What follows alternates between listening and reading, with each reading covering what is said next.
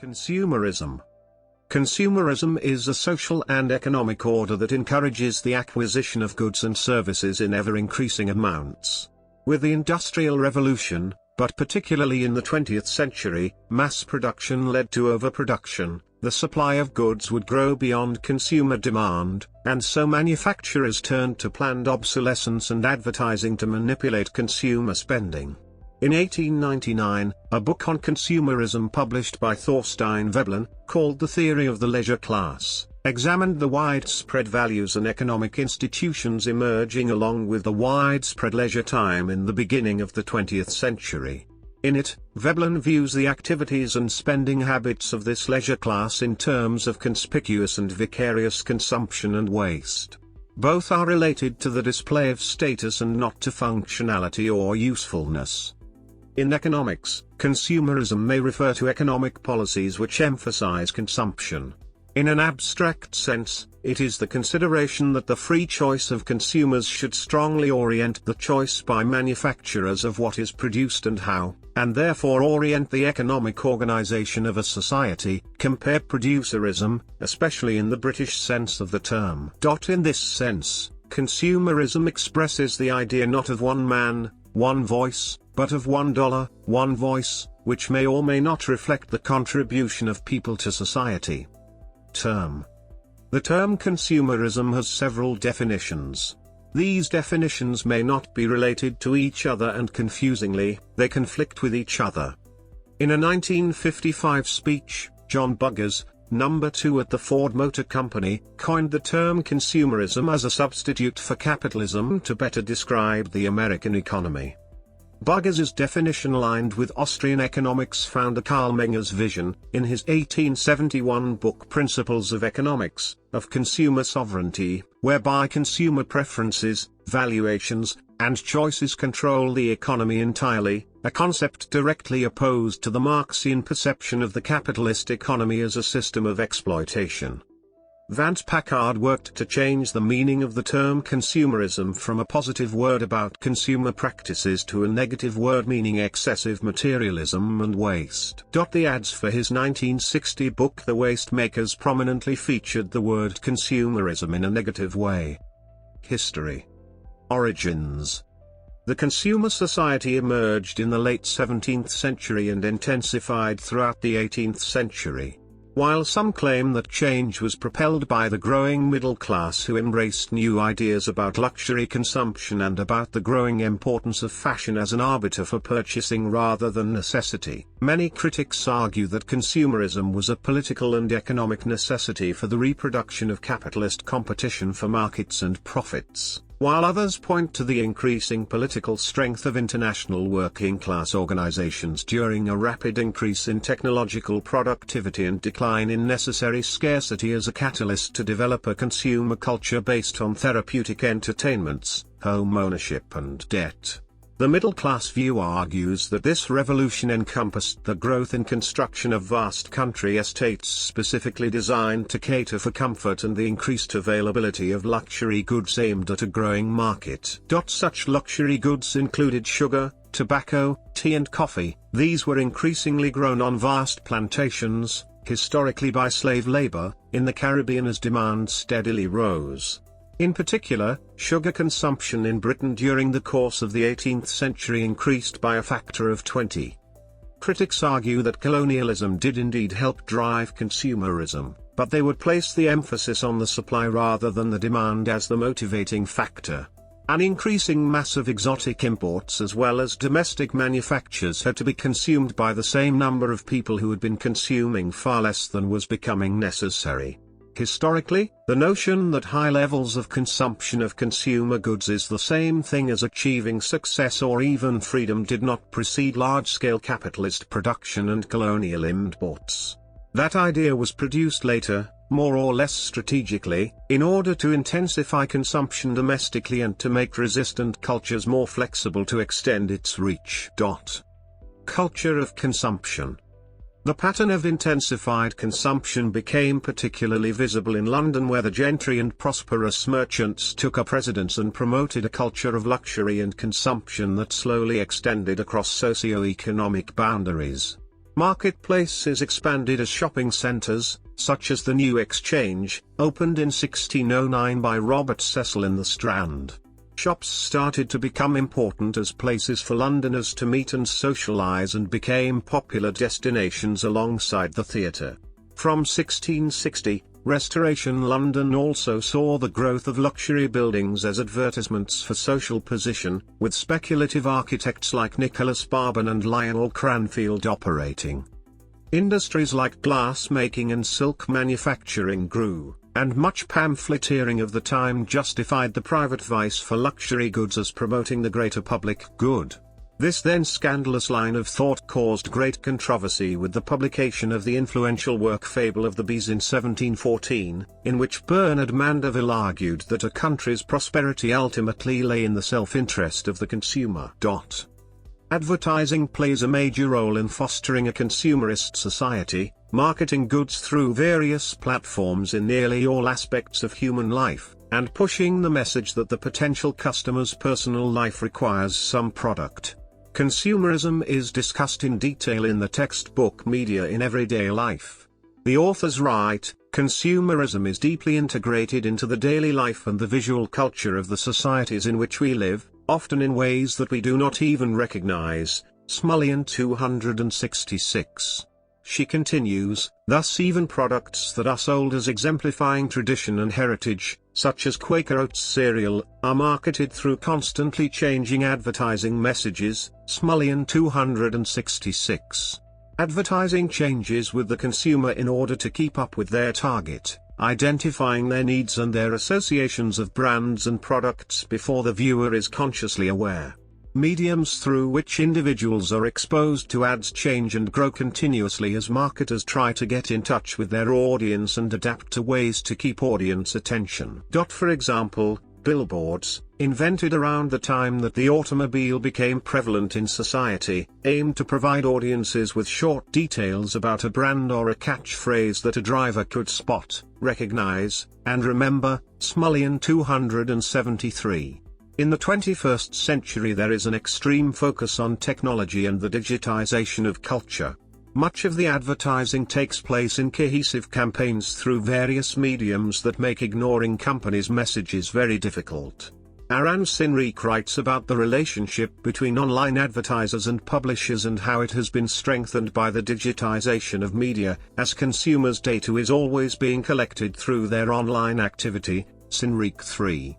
In this way consumers are targeted based on their searches and bombarded with information about more goods and services that they may eventually need, positioned as needs rather than as wants.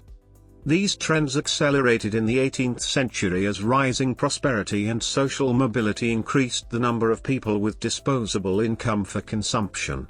Important shifts included the marketing of goods for individuals, as opposed to items for the household, and the new status of goods as status symbols, related to changes in fashion and to be desired for aesthetic appeal, as opposed to just their utility.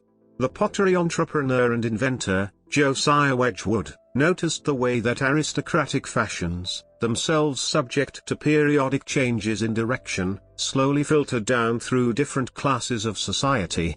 He pioneered the use of marketing techniques to influence and manipulate the movement of prevailing tastes and preferences to cause the aristocracy to accept his goods. It was only a matter of time before the middle classes also rapidly bought up his goods. Other producers of a wide range of other products followed his example, and the spread and importance of consumption fashions became steadily more important. Mass production.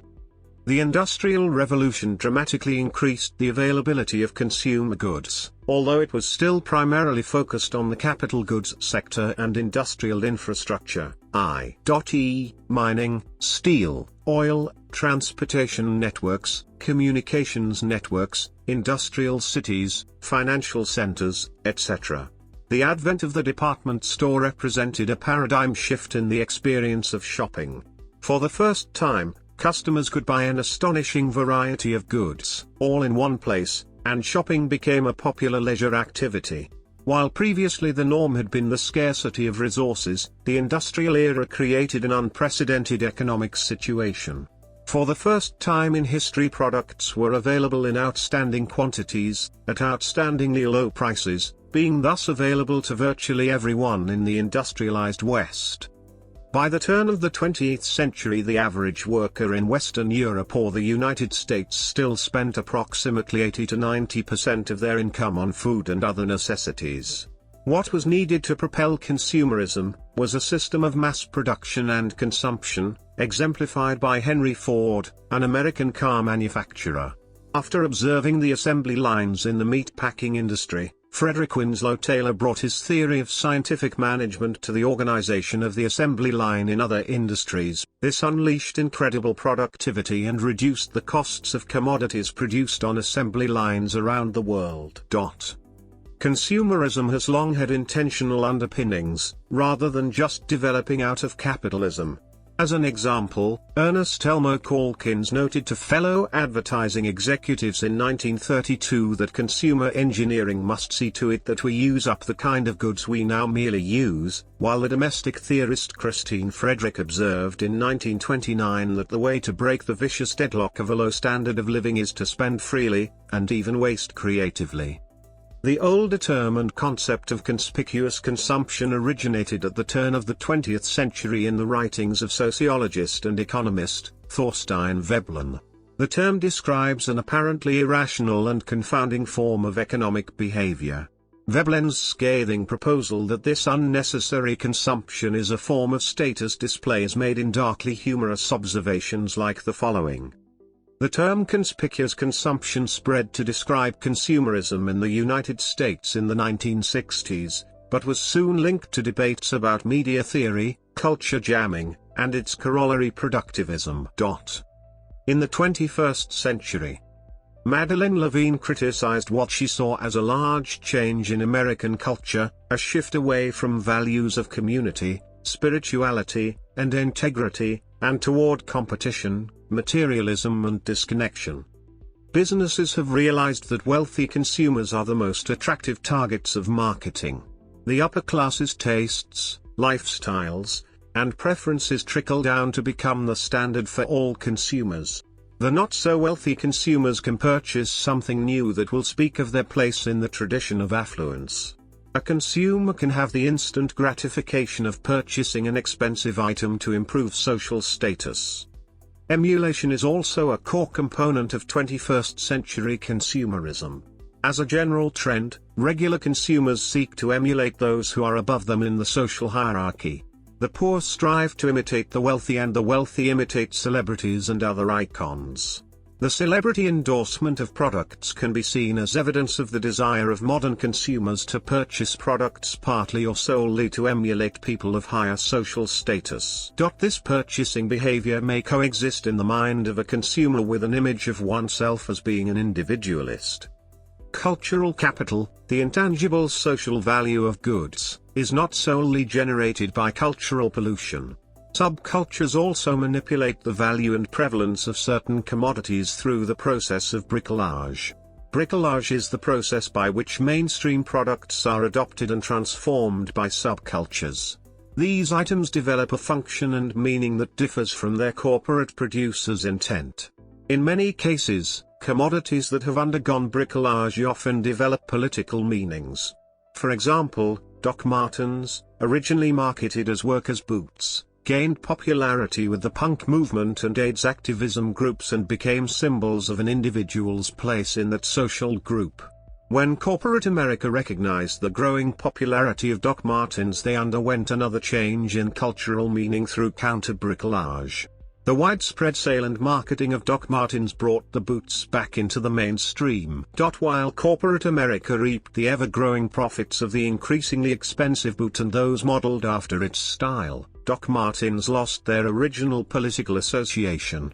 Mainstream consumers used Doc Martens and similar items to create an individualized sense identity by appropriating statement items from subcultures they admired. When consumerism is considered as a movement to improve rights and powers of buyers in relation to sellers, there are certain traditional rights and powers of sellers and buyers. American dream has long been associated with consumerism. According to Sierra Club's Dave Tilford, with less than 5% of world population, the US uses 1/3 of the world's paper, 1/4 of the world's oil, 23% of the coal, 27% of the aluminium, and 19% of the copper. China is the world's fastest growing consumer market. According to biologist Paula Ehrlich, if everyone consumed resources at the US level, you will need another 4 or 5 Earths. Criticism. Overview. Since consumerism began, various individuals and groups have consciously sought an alternative lifestyle.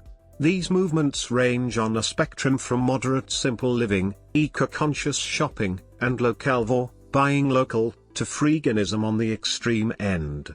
Building on these movements, the discipline of ecological economics addresses the macroeconomic, social and ecological implications of a primarily consumer-driven economy. In many critical contexts, consumerism is used to describe the tendency of people to identify strongly with products or services they consume, especially those with commercial brand names and perceived status symbolism appeal, for example a luxury car, designer clothing, or expensive jewelry. Consumerism can take extreme forms, such that consumers sacrifice significant time and income not only to purchase but also to actively support a certain firm or brand. As stated by Gary Cross in his book All Consuming Century, Why Consumerism Won in Modern America, he states consumerism succeeded where other ideologies failed because it concretely expressed the cardinal political ideals of the century, liberty and democracy, and with relatively little self-destructive behavior or personal humiliation. Cross, too. He discusses how consumerism won in its forms of expression.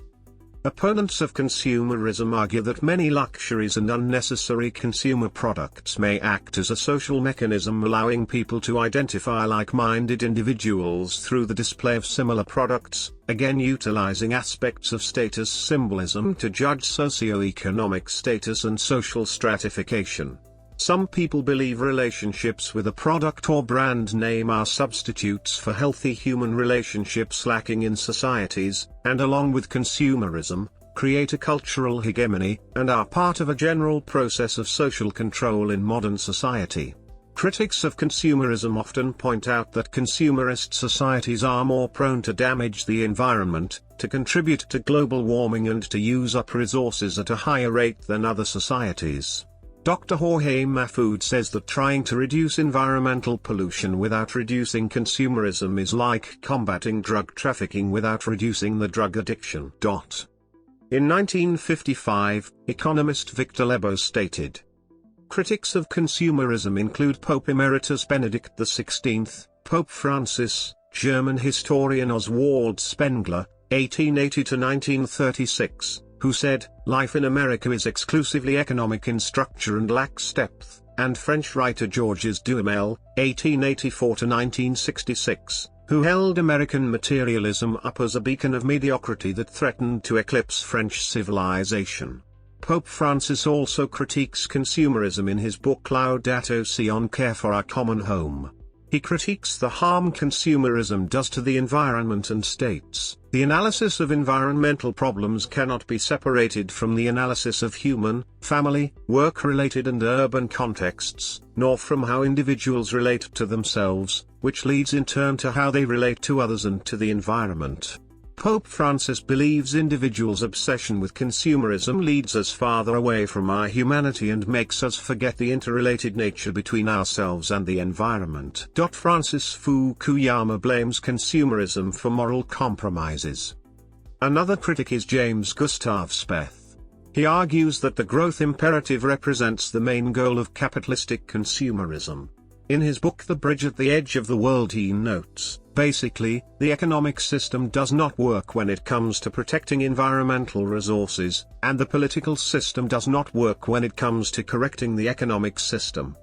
In an opinion segment of New Scientist magazine published in August 2009, reporter Andy Coughlin cited William Rees of the University of British Columbia and epidemiologist Warren Hearn of the University of Colorado at Boulder saying that human beings, despite considering themselves civilized thinkers, are subconsciously still driven by an impulse for survival, domination and expansion, an impulse which now finds expression in the idea that inexorable economic growth is the answer to everything, and, given time, will redress all the world's existing inequalities. According to figures presented by Rees at the annual meeting of the Ecological Society of America, human society is in a global overshoot, consuming 30% more material than is sustainable from the world's resources.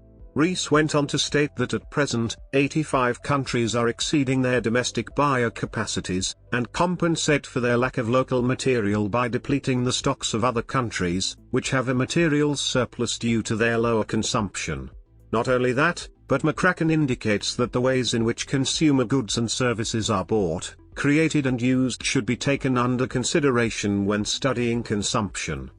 Furthermore, some theorists have concerns with the place commodity takes in the definition of one's self. Media theorist Strauch coined the term commodity self to describe an identity built by the goods we consume.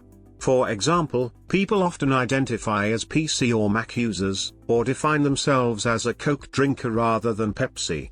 The ability to choose one product out of an apparent mass of others allows a person to build a sense unique individuality, despite the prevalence of Mac users or the nearly identical tastes of Coke and Pepsi. By owning a product from a certain brand, one's ownership becomes a vehicle of presenting an identity that is associated with the attitude of the brand. The idea of individual choice is exploited by corporations that claim to sell uniqueness and the building blocks of an identity. The invention of the commodity self is a driving force of consumerist societies, preying upon the deep human need to build a sense of self. Not all anti-consumerists oppose consumption in itself, but they argue against increasing the consumption of resources beyond what is environmentally sustainable. Jonathan Porritt writes that consumers are often unaware of the negative environmental impacts of producing many modern goods and services, and that the extensive advertising industry only serves to reinforce increasing consumption. Likewise, other ecological economists such as Herman Daly and Tim Jackson recognize the inherent conflict between consumer-driven consumption and planet-wide ecological degradation. Consumerism as cultural ideology. In the 21st century's globalized economy, consumerism has become a noticeable part of the culture. Critics of the phenomenon not only criticized it against what is environmentally sustainable, but also the spread of consumerism in cultural aspects. However, several scholars have written about the intersection of consumer culture and the environment. Discussions of the environmental implications of consumerist ideologies in work by economists Gustav Speth and Naomi Klein, and consumer cultural historian Gary Cross. Leslie Sclair proposes the criticism through the idea of culture ideology of consumerism in his works. He says that, as of today, people are exposed to mass consumerism and product placement in the media or even in their daily lives. The line between information, entertainment, and promotion of products has been blurred, so people are more reformulated into consumerist behavior. Shopping centers are a representative example of a place where people are explicitly exposed to an environment that welcomes and encourages consumption, as some of them are open for 24 hours. Goss says that the shopping center designers strive to present an alternative rationale for the shopping center's existence, manipulate shoppers' behavior through the configuration of space, and consciously design a symbolic landscape that provokes associative moods and dispositions in the shopper. On the prevalence of consumerism in daily life, historian Gary Cross says that the endless variation of clothing, travel, and entertainment provided opportunity for practically everyone to find a personal niche, no matter their race, age, gender or class. The success of the consumerist cultural ideology can be witnessed all around the world. People rush to the mall to buy products and end up spending money with their credit cards, thus locking themselves into the financial system of capitalist globalization.